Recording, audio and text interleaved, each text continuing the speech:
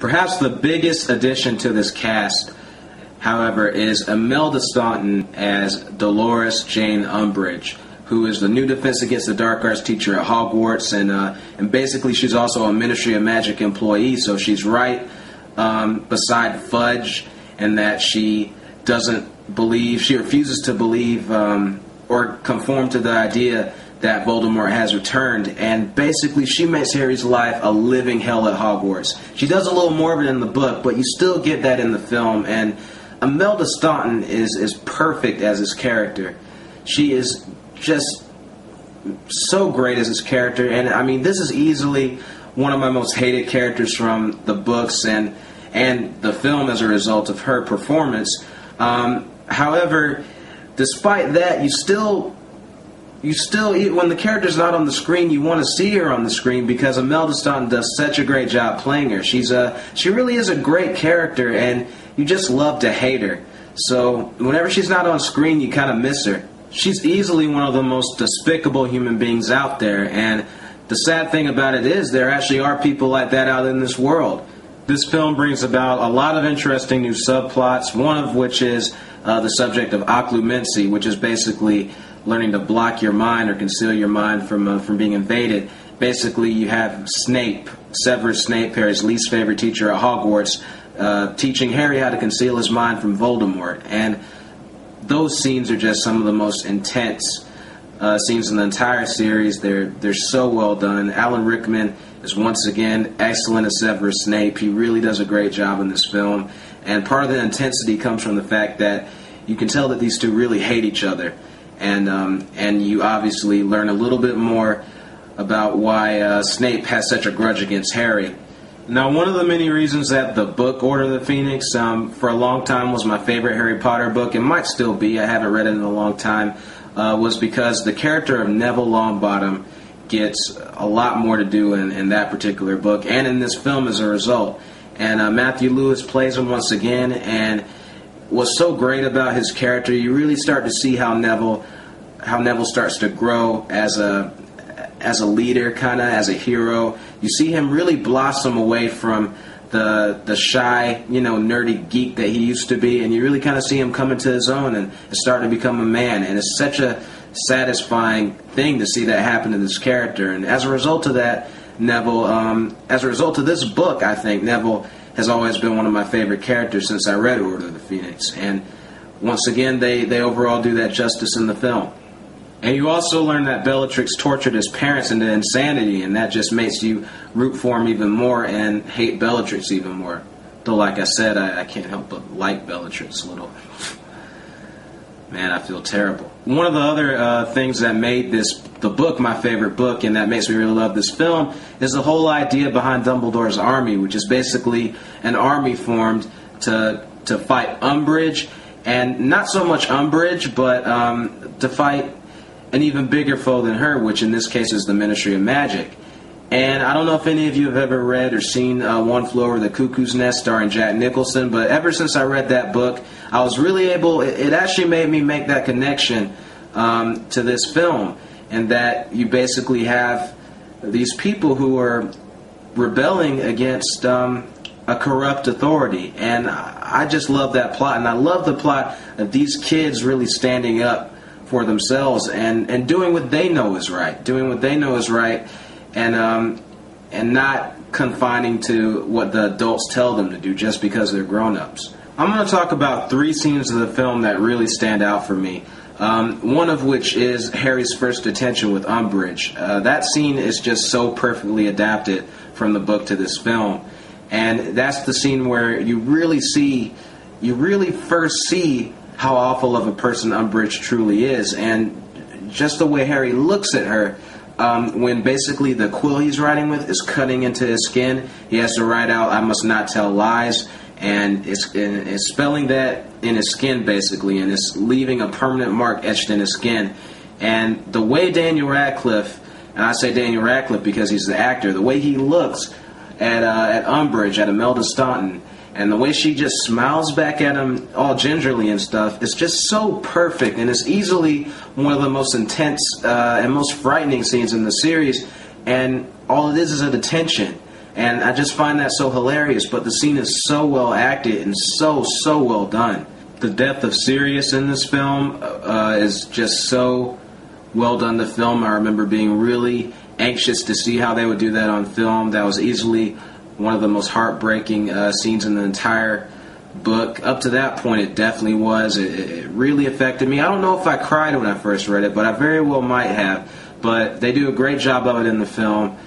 And there are just so many circumstances that really make it sad. The way Daniel Radcliffe looks at Gary Oldman in this film, it's really heartbreaking. And then the shot of Lupin basically holding Harry to stop him from going after Bellatrix, and seeing her laughing at him is very, very powerful and very effective. And you really, really feel Harry. And again, as sad as that death was, it's one of the things that made the book one of my favorites, because it was such a dramatic moment, and then you really felt Harry as he was going after Bellatrix. You wanted him to get her.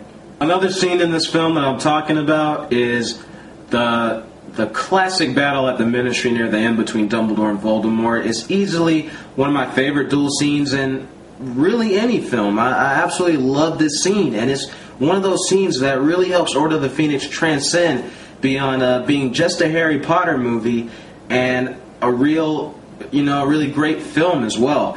And I really get a classic Obi-Wan versus Darth Vader feel from this scene. Like from the original Star Wars film. You really get that vibe with this scene for reasons that I don't really feel I need to explain.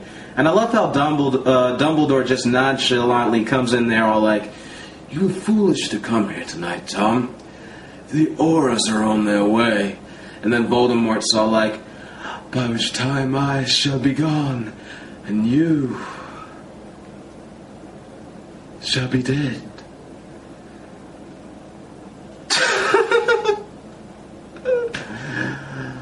Oh, Lord. Also, during that scene, you really get, you really understand why Dumbledore is the only wizard Voldemort always feared.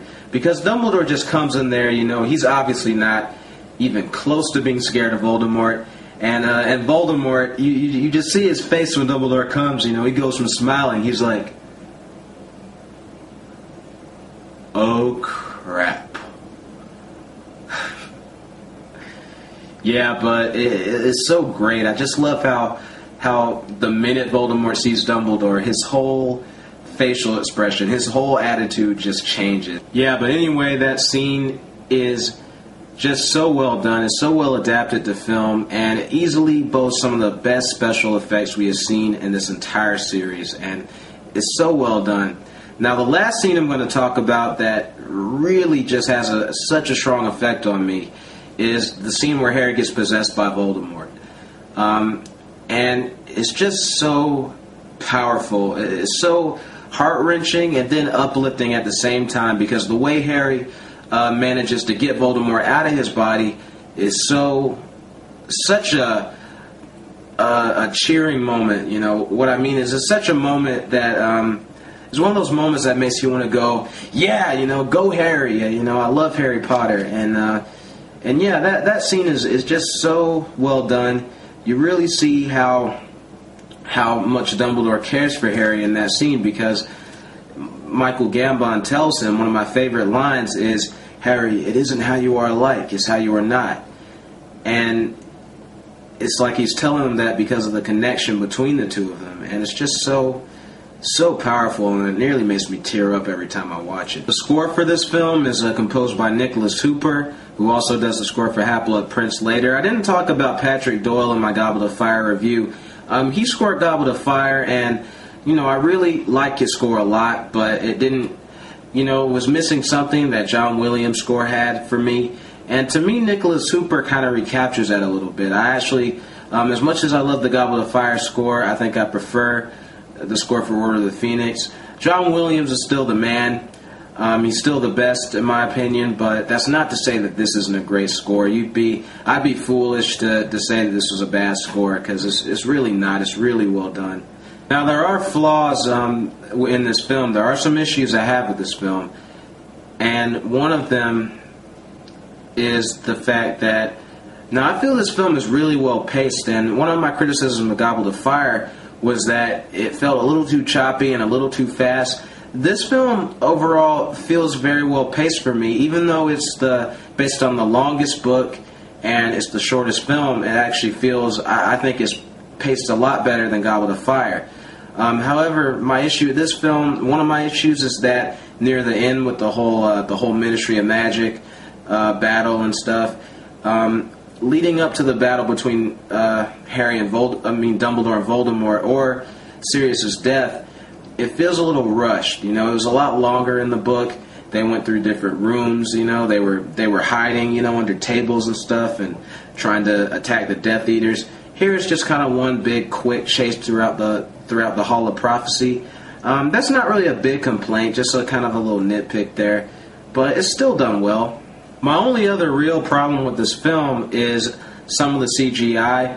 Now, like I said, this film boasts some of the series' best effects with the duel between Dumbledore and Voldemort. It has easily some of the best effects in the series, but the CGI for Grawp, which is Hagrid's giant half-brother, and then the centaurs as well, is really cartoony and really fake-looking, and there's really no excuse for that in a film that has such great effects as the Dumbledore and Voldemort duel. But flaws aside, I still feel like Order of the Phoenix is easily one of the best directed Harry Potter films, and it is one of my favorite Harry Potter films. Again, it's a lot of people's least favorite, but it's actually one of my favorites. It's probably my third favorite in the series. And it's very impressive. It's even more impressive considering that David Yates is not only his first Harry Potter film, but his first big budget theatrical film. And it's really well made. And overall, I give Harry Potter and the Order of the Phoenix an A-, which is the same rating I gave Prisoner of Azkaban. So anyway, guys, if you like this video, please click like and subscribe to my channel. And stay tuned for my review of Harry Potter and the Half-Blood Prince, which hopefully should be coming up soon. Anyway, guys, this is Lance from Cinematic Galaxy, signing off.